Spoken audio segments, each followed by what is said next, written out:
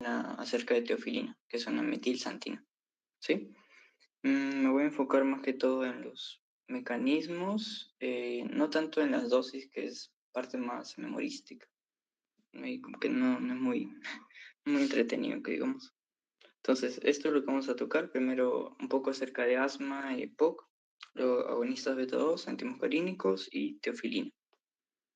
Bien, entonces, respecto a asma, primero, como podemos observar, o ya tendrán alguna idea, que el asma, la principal causa de asma es el asma alérgico. Este asma alérgico va a estar dado debido a que un antígeno va a poder ser reconocido por una célula dendrítica y esta célula dendrítica va a activar a los linfocitos, ¿no? A los linfocitos Th2. Este linfocito Th2 va a liberar diversas interleucinas, como interleucina 4, interleucina 5. Interleucina 4, por ejemplo, va a generar que por parte de los linfocitos B sinteticen inmunoglobulina E, ¿no? ¿Cómo lo van a sintetizar? Primero el linfocito B se diferencia plasmocito y este plasmocito es quien tiene la capacidad de liberar esta inmunoglobulina. Y esta inmunoglobulina E se puede unir a receptores para esta inmunoglobulina que se encuentran en las células cebada o en los mastocitos. De tal manera que el mastocito se va a degranular, va a liberar todos sus mediadores, prostaglandinas, prostaciclinas, tromboxanos, leucotrienos, y estos leucotrienos son los que van a generar primero un aumento o va a generar un edema a nivel submucoso y un aumento de la contracción del músculo liso, es decir, una broncoconstricción.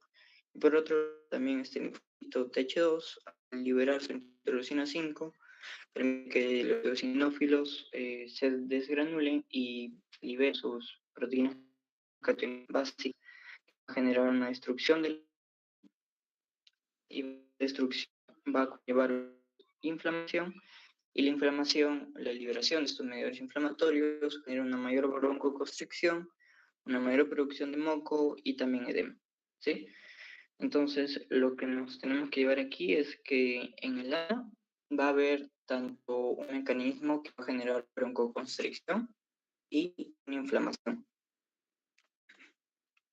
crónica específicamente. Esta inflamación crónica lo que va a terminar generando es una hiperplasia y con una hipersecreción de moco, una neovascularización, una hipertrofia e hiperplasia de las células lisas en las vías respiratorias, una fibrosis subepitelial, ¿sí? Y más una hiperreactividad bronquial, de manera que el bronquio, al ser estimulado, por ejemplo, por el sistema nervioso parasimpático, ¿no? Porque aquí tenemos el nervio vago, este nervio vago va a liberar acetilcolina y ya vamos a ver todos los efectos que vamos a tener al esta acetilcolina unirse específicamente a receptores muscarínicos, como son el caso de M3, de manera que va a generar una mayor broncoconstricción. Entonces, eso es principalmente en el asma, ¿sí? Es por ello que en el asma se utilizan tanto fármacos para inhibir esta broncoconstricción, es decir, fármacos broncodilatadores, y fármacos para disminuir la inflamación, es decir, antiinflamatorios. Ahora, a diferencia o para poder comparar en el EPOC su principal mecanismo va a estar asociado al consumo de tabaco, ya que ese tabaco va a tener nicotina y la nicotina es un importante inhibidor de proteasas. Sí, específicamente la nicotina va a inhibir a la alfa-1 antitripsina. Sí, y el punto es que este era un inhibidor de proteasas. Entonces, como yo estoy inhibiendo al inhibidor de las proteasas van a estar libres, van a estar activas. Y la principal proteasa va a ser la elastasa. Y esta elastasa, ¿qué es lo que va a hacer? Va a degradar fibras elásticas, ¿no? De las paredes alveolares, por ende va a generar una destrucción de la pared alveolar con un enfisema. Al verse destruida la pared de los alveolos, en sí va a generar una disminución del retroceso elástico y esta disminución del retroceso elástico va a conllevar a una hiperinsuflación. Es decir, nosotros cuando inspiramos, el aire ingresa a nuestros pulmones y cuando expiramos, el retroceso elástico del pulmón nos ayuda a poder expirar o botar todo el aire. Pero debido a que este mecanismo está deteriorado, debido a las proteasas que se están liberando, entonces el pulmón no va a poder liberar o botar todo el aire y por ende se va a quedar poco a poco el aire dentro del pulmón, se va a ir hiperinsuflando. Es por ello que el principal mecanismo por el cual nosotros podemos tratar a una persona que tiene EPOC es a través de los broncodilatadores. Entonces, estas personas no son muy, o no se les hace muy fácil o son resistentes a los antiinflamatorios, ¿no? Es decir, resistentes a los corticoides inhalados, por ejemplo. Por ende, principalmente nos vamos a centrar en este mecanismo de la broncodilatación, porque al yo dilatar el bronquio, voy a disminuir ese atrapamiento de aire que se está dando dentro del pulmón. Bueno, y aparte también va a generar fibrosis y una mayor hipersecreción de moco, ¿no? Ya. Aquí ahora tenemos un cuadro diferencial de lo que les había mencionado, lo que nos tenemos que llevar es que en el asma, el tratamiento, el mecanismo de primera línea, va a ser a través de los corticoides inhalados y formoterol, que formoterol es en sí es un LABA, sí, que ya lo vamos a ver más adelante. En cambio, en el EPOC no se utiliza corticoides inhalados, a excepción de que ya lo vamos a ver también más adelante, que el paciente esté muy, muy grave. Sí, pero más se utiliza o bien LABA o bien LAMA, que un LABA es un agonista beta adrenérgico de acción larga y un LAMA es un antagonista muscarínico de acción larga también. ¿Ya? Algunas otras diferencias, por ejemplo, en el asma suele presentarse desde la infancia o la adolescencia. Generalmente el EPOC aparece al mayor a los 40 años, personas mayores a los 40 años. En el asma tenemos un mecanismo alérgico y no alérgico. Y en el EPOC el fumar tabaco, ¿no? Es principal etiología.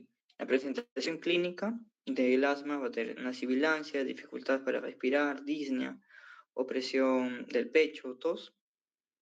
Y esas personas se suelen exacerbar, ¿no? Y una vez que se exacerbó, se le trató, suelen también tener periodos asintomáticos. En cambio, el EPOC tiene más que todo una tos productiva, que es crónica, disnea. El EPOC es mucho más progresivo. Sí, en cambio, el asma puede tener una crisis asmática de manera súbita. En cambio, el EPOC es como que la persona es más progresivo, su sintomatología. Y la obstrucción bronquial en el asma es muy variable, en cambio en el EPOC es una obstrucción persistente, ¿no?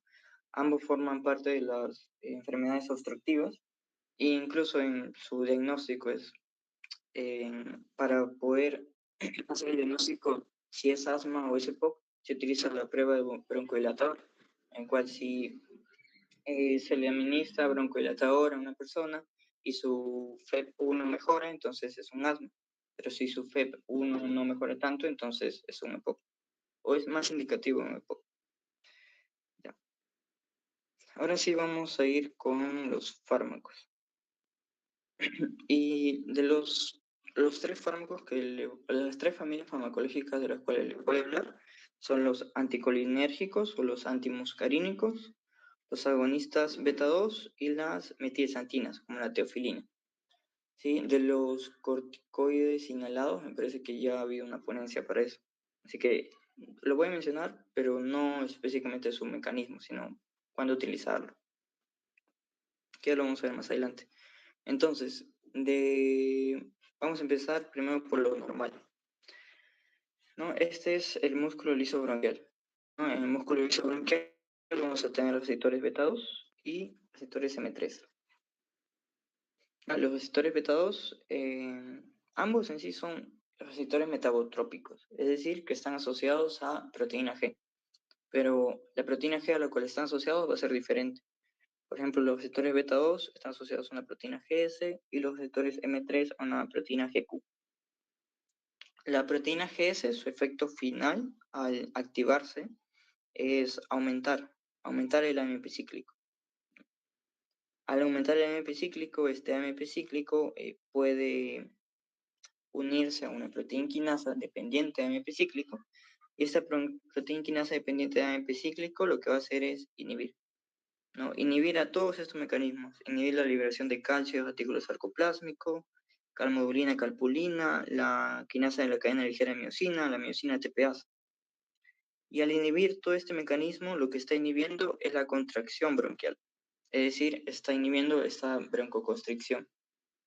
Por ende, si yo utilizo un fármaco que estimule estos receptores beta 2, me va a beneficiar, porque su efecto final es inhibir a todos estos mecanismos que me están generando la contracción del músculo liso bronquial. Es decir, su efecto final es la broncodilatación, ¿no? Al inhibir esa broncoconstricción. Ahora, por otro lado, tenemos a los receptores M3, los muscarínicos, ¿no? Estos receptores, como les había mencionado, están asociados a proteína GQ. Como están asociados a la proteína GQ, su efecto final es aumentar concentraciones de calcio, principalmente. Al aumentar esas concentraciones de calcio, van a activar a una proteína quinasa dependiente de calcio, la PKC. Y esa proteína quinasa dependiente de calcio, la PKC, va a generar como efectos estimular a todos estos mecanismos.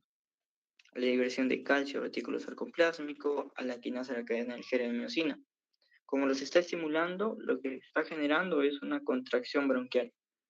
Entonces, la vía de señalización que está mediada por este receptor M3, lo que va a generar es una broncoconstricción.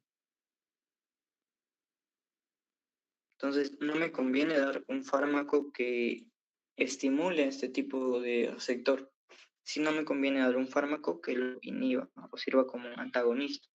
Por ello que utilizamos los antagonistas muscarínicos, sí, o anticolinérgicos.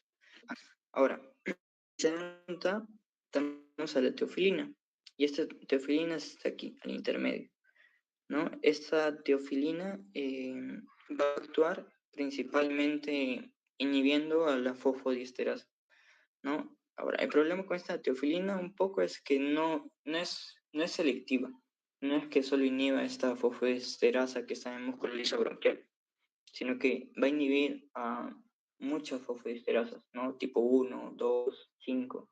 Entonces, al inhibir a estas diversas fosfodiesterasas puede generar mayor cantidad de efectos adversos. Y además que este fármaco se va a administrar por vía oral. Entonces, es mucho más fácil que llegue a la circulación sistémica y genere más efectos adversos. Por eso es que no es muy utilizado. Pero esta teofilina, al inhibir esta fosfodiesterasa, entonces no va a permitir la función de esta fosfodiesterasa, obviamente. ¿Y cuál es su función? Es convertir este AMP cíclico en AMP. Entonces, si no estuviera inhibida esta fosfodiesterasa, ¿qué es lo que va a pasar? Que este AMP cíclico va a empezar a disminuir. Por ende, va a disminuir pKa, la activación de pKa, y por ende no va a poder ejercer este efecto.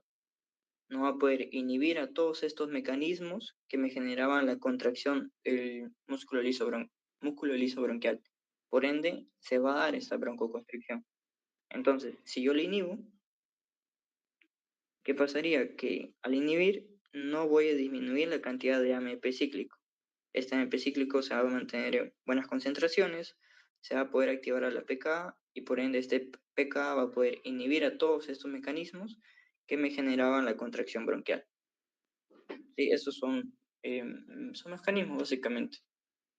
Ya entendiendo esto de aquí, ya podemos saber que voy a utilizar un agonista beta 2 adrenérgico, un anticolinérgico y bueno, también se pueden utilizar metilxantinas. Ahora, algo que tenemos que darnos cuenta es que en sí estos anticolinérgicos, estos antimuscarínicos específicamente, vemos que a nivel de, esta es una neurona presináptica, a nivel de esta neurona presináptica tenemos a los receptores M2. Entonces, no solo va a inhibir a estos receptores M3, sino también pueden inhibir a los receptores que están estas terminaciones presinápticas. Y este M2, ¿cuál es su función normal? Su función normal es inhibir la liberación de acetilcolina. ¿Ya? Y eso, ¿qué es lo que va a generar si yo inhibo esta receptor M2? Es que ya no haya una inhibición de la liberación de acetilcolina. Por ende, acetilcolina va a aumentar. Como acetilcolina aumenta, es mucho más fácil que se una a su receptor M3, que genere toda esta vía y que estimule la contracción bronquial. Entonces, eso no sería muy beneficioso, ¿no? Si nosotros estamos queriendo tratar esta contracción bronquial. Es por ello que se ha preferido utilizar fármacos que no tengan tanta selectividad por estos M2, sino que tengan una mayor selectividad por M3. Pero específicamente es una selectividad cinética, es decir, que este fármaco anticolinérgico en sí tampoco son selectivos, ¿sí? Es decir, que se pueden unir tanto M2 como M3, pero van a tener una mayor duración de unión hacia estos receptores M3. En cambio, cuando el fármaco se une a M2, si bien es cierto se une, pero se disocia rápidamente. En cambio, cuando se une a M3, se une y se queda ahí unido a M3 por un mayor tiempo. Ya. Entonces, aquí para recordarles, ¿no? Tenemos estos agonistas beta 2, las metilxantinas y los antimuscarínicos. ¿No? Esas tres familias farmacológicas que son bronquilatadores. ¿Cuáles van a ser más utilizados? Los beta 2, estos son los más utilizados. Generalmente se suele administrar por vía inhalatoria. Entre ellos tenemos el salbutamol, que es un agonista de acción corta. En cambio, el salmeterol y el formoterol son agonistas de acción mucho más larga, ¿no? Y además tenemos el indacaterol, ¿no? El cual este puede ser de duración ultra larga, ¿no? Una inhalación cada 24 horas, ¿no? Como tiene un harto tiempo que va a durar su efecto, entonces solo se puede administrar una vez al día. En cambio, salmeterol y formoterol, 2 veces al día, porque son cada 12 horas. Bien, las metilxantinas, estas van a producir broncodilatación, pero no son muy utilizadas y vamos a ver por qué, ¿no? Porque principalmente su dosis terapéutica va a ser de 5 a 15 microgramos por decilitro, ¿ya? Y efectivamente, no se ha demostrado exactamente que genere esta inhibición de la fosfodiesterasa a esas concentraciones, sino que vas a necesitar mayores concentraciones para que inhibas a esta fosfodiesterasa. Pero su dosis terapéutica solo es de 5 a 15. Entonces, si tú administras esta metilxantina a mayores concentraciones, si bien es cierto, vas a generar esta inhibición de la fosfodiesterasa, pero ya no estarías dentro de las dosis terapéuticas y por ende generarías efectos adversos. Entonces, las metilxantinas se ha intentado explicar su utilidad para generar esta broncodilatación a través de otros mecanismos, que ya lo vamos a ver. Ya, ¿ves? Aquí tiene una estrecha ventana terapéutica de 5 a 15, es decir, si te pasas de estos valores, administras más de 15 miligramos por decilitro, vas a generar mayores cantidades de efectos adversos, y eso no es lo que se busca. Se administra por vía oral, en cambio este se administra por vía inhalatoria, los betados adrenérgicos. Los antimuscarínicos, estos son derivados cuaternarios, también son administrados por vía inhalatoria. Al ser derivados cuaternarios, estos van a ser hidrofílicos, entonces no van a distribuirse ampliamente, no van a tener un elevado volumen de distribución, es decir, van a tener un bajo volumen de distribución y no van a pasar fácilmente al sistema nervioso central. Entonces, la cantidad de efectos adversos de los antimuscarínicos no es muy frecuente. Si tendrías que darlos a grandes dosis para que me genere efectos adversos. o una toxicidad. Ya, estos son bronquiodilatores de segunda línea, excepto en EPOC, y tenemos aquí el hipatropio y el tiotropio, ¿no? El hipatropio es de acción corta y el tiotropio es de acción larga.